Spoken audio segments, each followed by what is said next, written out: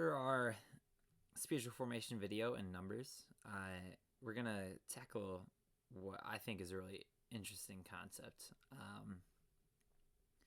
It is the role that fear plays in allowing us to not be with God.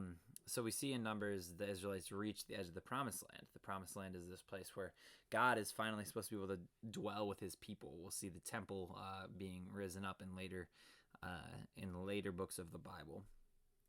At the edge of the Promised Land, we're faced with our last opportunity to turn back. The Israelites are. The Promised Land is unknown. It's scary. The question is, should we trust God? So a question that maybe I want you to journal on, pause the video and journal on is, what are you most afraid of? And how can that be used to stop your ability to be with God? I think having a good perception of your fears before we go into this discussion will be helpful. So yeah, take a pause if you need to. Otherwise, continue on watching. So I think it's really easy to, when separated from the Israelites, to think they just saw God bring them out of Egypt, bring them through the Red Sea, continue to give them bread and water in the middle of the desert. And it's easy to say, we would not do the same. We would trust God. However, so often in our lives, we can look back on past things that God has done for us, yet we still don't trust him. I think of the tons of stories that I have of, hey, I was going through something really hard, but God brought me through it in this way or that way. Even though we have the past evidence, fear is as physical as it is mental, and sometimes it's hard to get your mind to stop. I know better than almost anybody that you can't just cut off your worries whenever you want to. So imagine, you're getting to the edge of something that God is calling you to do. You've seen him do these types of things before, equip you in the ways that you need to before, but all of a sudden, because there's something scary about it, whether it's performing in front of people or doing this or that, whatever your fear is, you start to feel that feeling, heart racing. You start to feel maybe short of breath, things like that. And immediately that physiological response starts to make you want to do the opposite of what he's calling you to. This is a feeling that we're so used to.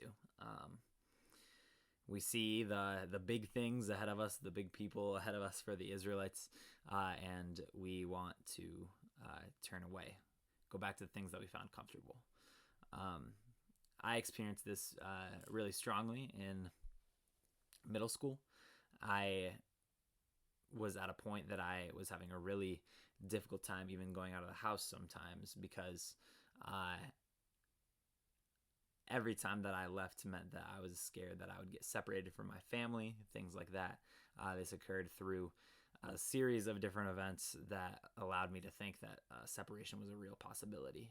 This is how I incurred it at the time, even though now I can look back on that and say that wasn't a rational thought.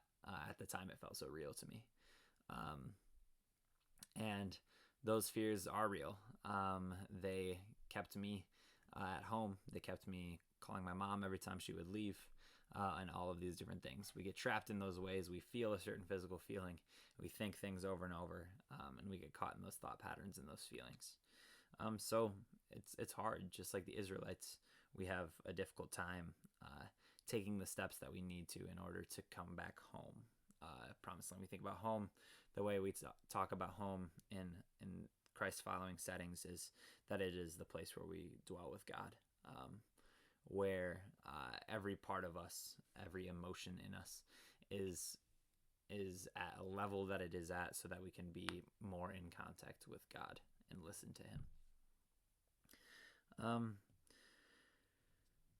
So what are you most afraid of? How can that be used against you to stop your ability to be with God? How does this get you caught up in things that maybe distract you from God, keep you away from him? A little thing that I found helpful when thinking about some of these things was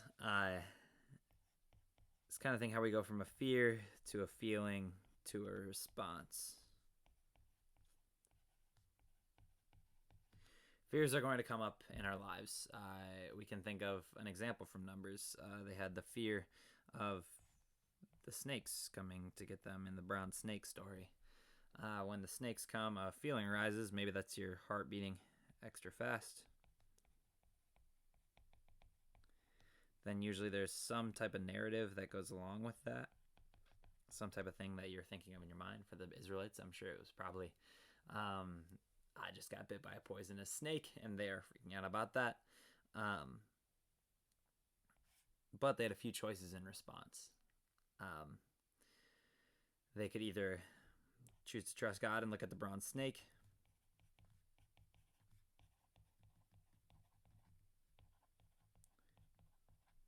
or follow their fears that God won't save them.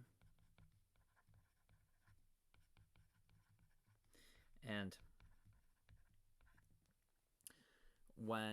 if they were caught up in their own narrative, they wouldn't realize that they have the ability to look up at the snake and be healed.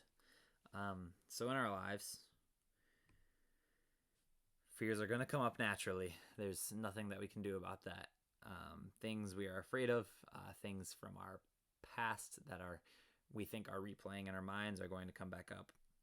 After that, no matter what, you're going to feel this feeling. That's always going to happen. But often, when we have those obsessive thoughts, a compulsion happens, some sort of response happens. If we start keeping track of what those responses are over and over that are kind of feeding the beast, causing us to continue to fear, we can begin to start to cut those off, and we can choose the response that's best. In my life, how this played out, often I would get really scared about the separation that I was going through in middle school. Because of that, I would habitually check the phone, call my mom, things like this.